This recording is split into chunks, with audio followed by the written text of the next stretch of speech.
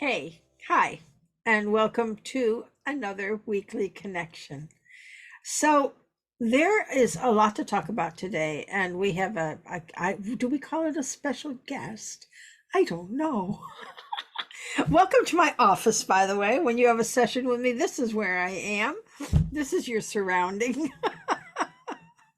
This is where we do our thing. Anyway, so there is a celestial boss. I call him the boss. He's in charge of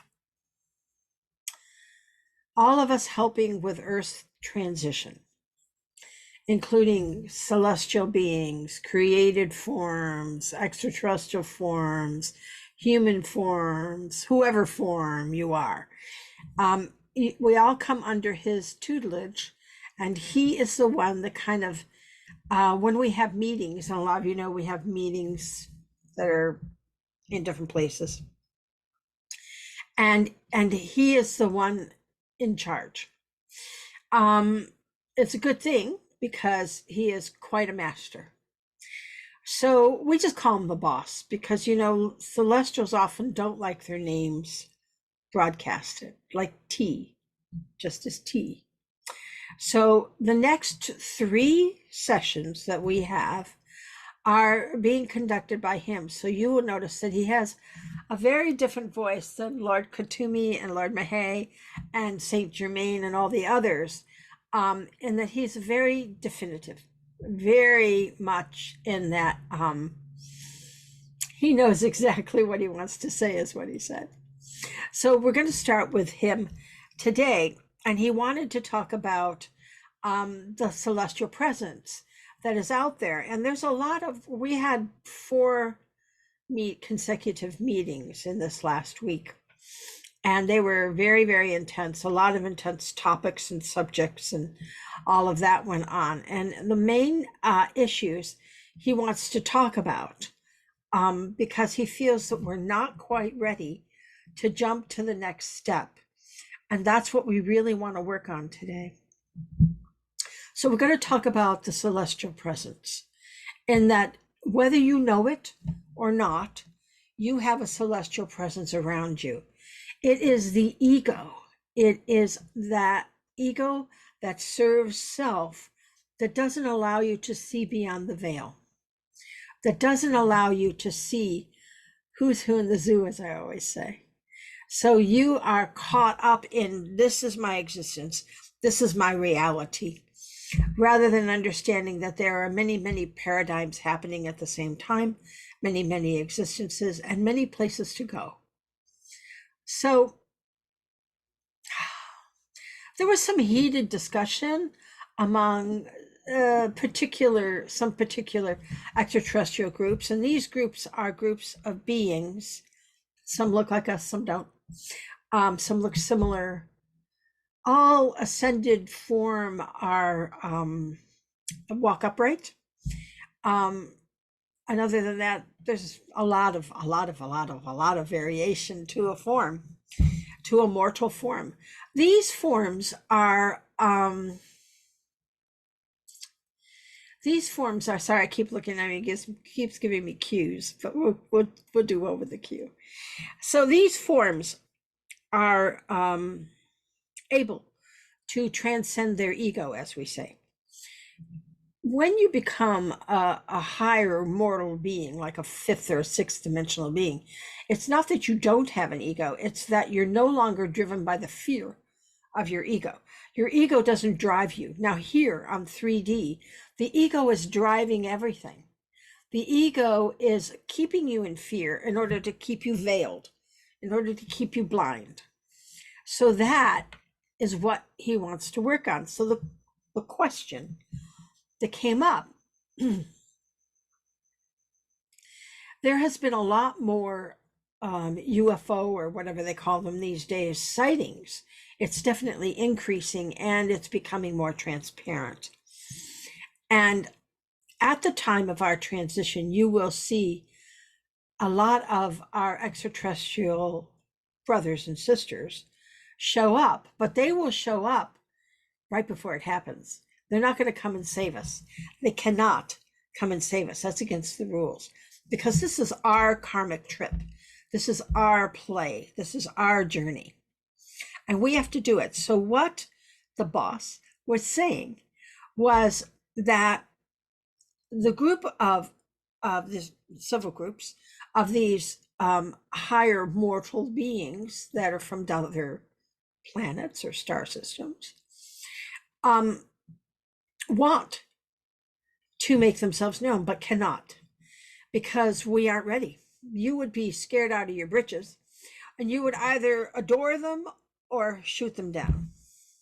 That's what the earth would do right now. So we need to get past our ego in order to be able to see beyond the veil. Because right now, there's 3 types of extraterrestrial experience. The third kind is what you're seeing right now, the light in the sky.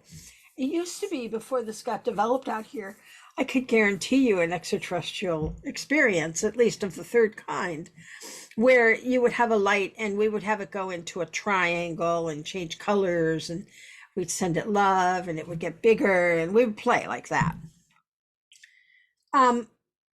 Now the sky's too light and there's too many airplanes, so it's too hard to do. But that's the third kind, and that's the kind that most people have experienced. So one of the things that you can do, and remember, many of the ships out there are actually even human now, but just send it light, send it love, because the dastardly dudes, other than the humans, which are dastardly dudes too, aren't allowed in. So all you have are humans. But you send it light, whether you know Reiki or whatever energy that you know, and you practice moving your vibration beyond the veil. Practice feeling only love in your life, in what you're doing.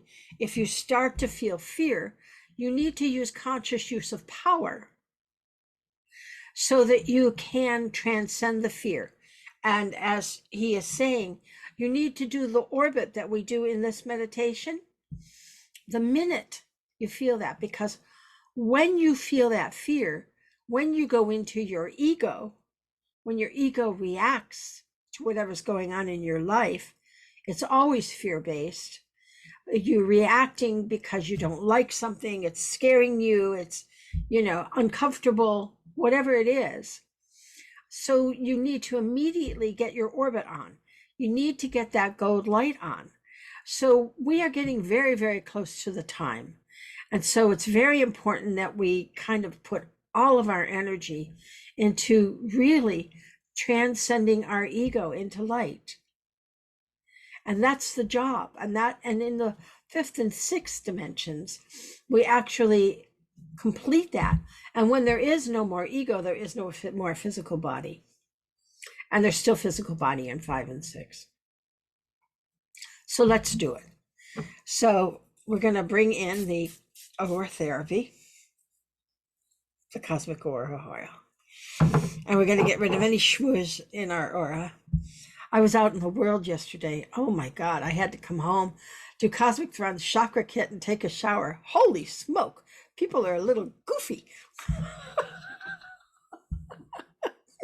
I was like, at one point I said to Pat, I want to go home. I'd had enough of people. All right, so now you put 1 drop in your hand of the cosmic thrust oil, right? Except I picked up Ascension, but that's okay. Here, cosmic thrust oil. And you rub it into your hands, and I must have needed a lot. You bring it into your aura, cup your hands together, and take that deep breath in. I just do this in the middle of the day. Whenever I'm starting to feel like I'm getting gitchy, is my word. When you start to get into your ego, there's a gitchiness. Like that, And you just bring yourself back into center with the cosmic thrust oil. It works beautifully. And then with the Ascension Oil, which I just combined with the cosmic thrust oil, it was pretty good actually. You go ahead and you bring it into your third eye and you go clockwise to you. So if you're looking at the clock, It's clockwise. Now, when you look at me, it looks like I'm going counterclockwise, right? But I'm looking at it and I am going clockwise. You see what I mean? All right. Then here at your nose and just everywhere, wherever you want it. Let's do it. We're going to do this meditation with the boss. Okay. I've never done this with the boss. Okay, here we go. So breathe in and breathe out. Breathe in and hold that breath and let it out. Now, this time when you breathe in, bring a golden light that's thick, honey, and viscous, coming from source. That father energy, that yang energy coming all the way down through your body, and just let it run all the way down, filling your knees, especially. My knees seem to need it today. And out your feet into the earth. And you feel it twinkling through your toes. And you bring it into the earth, and the mother grabs onto your golden lariat. And you continue down through to the grid, which is very excited and very zizzy today. There's going to be earthquakes. Okay, so we bring it around the grid and back up our back with an essence of the mother in it. And it goes back to source. So now we have the yang coming down and the yin going up. And we go round and round and round. And we wear that orbit 24/7. That keeps you grounded, centered, connected. Now this time when we bring that energy down and we bring it up, we bring it out the top of our head and we let it waterfall into 12 auras. And we fill all the auras with that light, because this is our protection, and it's through the auras that we're dissolving all the ego connections that we're still holding on to.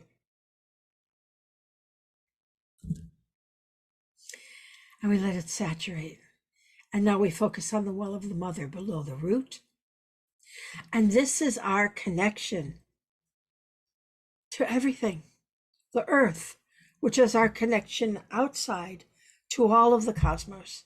Can't connect with the cosmos in a concrete, what's the word? Knowing, you keep saying knowing, in a concrete knowing way until you are grounded. Otherwise, you're just an airhead blowing in the wind, as we say. It's fun to be an airhead, but you have to be a grounded airhead. You need both. And then it's kind of a fun ride. So now you hold that energy in with the mother. You feel that energy in the well. And you let it expand. So because here you expand beyond earth and go into all of creation or wherever you want to go. People think you go out here. You don't. You go through the mother energy. And there's a meditation we call the Elua, where you go up through the ionosphere. It's through the mother that you travel. So now you're feeling that connection to everything, to all. And this is where we learn to grow more and more into oneness. And at the root aura, we are dissolving all 3D connection and our ego connected to 3D, where it keeps us in the veil, keeps us grounded on earth in this 3D silliness. And we allow ourselves to expand without ego, without duality, because the duality is caused by ego. Ego makes duality. And you go into the sacral. Now, this is everything you've been taught. All the learned behavior on 3D, which there is a heck of a lot of, right? There's a lot of learned behavior on 3D. This is where it is housed in that aura. And we just flush it with that light. Because the more we clean and clear and strengthen our outer ego, the more that cocoon, that shell around us, gets stronger and stronger, and we don't get tripped up by the ego anymore. So we're working to get ourselves there. There's been a lot of activity out there in the world trying to bring you down, trying to get you back into your ego. Don't do it. Blah, blah, blah, blah, blah, blah, blah, blah. That's the mantra for that. Just ignore it. Just blah, blah, blah, blah, blah, blah, blah. They're playing their game. They're doing their thing. Don't let it in. You all know that I deliberately watch the news because of the solar plexus and my commitment to solar plexus work, to collective consciousness. And when I do that, I'm sending light to all those malformed thoughts, for all those negative actions, for all that duality. I'm not sitting there going, oh no, ah! That would defeat the purpose. Or be afraid. And people are becoming more and more afraid, especially, this summer we're seeing climate change in action. It's real, it's tangible, it's happening. Some people are feeling fear about that, or doomsday. Neither one, the boss says, is correct. When we shift, we will just flip, okay? As long as you can keep yourself in a place of love, compassion, and kindness. That's what's important. Even if your fear shows up, as long as you're still from love, compassion, and kindness, then you're still on track. Not as much, because the fear is the dark, and you need to control that. So we move into conscious use of power, which is what dissolves the conflict, which is what dissolves the conflict that causes the fear. Those belief systems, I'm doomed, that stuff. And you need to really dissolve that with conscious use of power. And that meditation is on my website. If you have questions about that, you can email me, or you can just go up on the website under Store Meditations and Techniques. It's right there. And start doing that. If you have a lot of ego, a lot of fear, they gave me that technique because I had negative feelings and I had fear. When you become conscious, it's not that you never feel fear. It goes bing, and you go, I know what to do when fear comes. That's the difference. I know how to ram it out of there. That's the only difference. So then we go into the collective consciousness of the solar plexus. And now, because we're free of the doctrine, of the dogma, we can push that out into the cosmos, into humanity, and they can feel that love, because love is contagious. And that's our job, is to spread the love. And through the empathic shield, we're able to remove our judgments so that we can send that light without a condition. And we move into our heart, and we feel the love in our heart. And we share that. And we feel that for ourselves because it feels doggone good. It feels much better to be in love than in fear. That's your goal. And we move to our conscious intent, where we have shifted our thoughts out of the negative, fear-based, malformed ego into love, kindness, and compassion. And we go into the throat, where that is what we exhibit. That's what people see. They see that love. Remember, as an empath, sometimes you reflect the person's other stuff. Be sure to wear your shield very, very, very strong so that they see your love. Because you're wearing that reflective surface because of the empathic shield. that is allowing you to shift judgment from different things. So make sure your shield is really, really bright.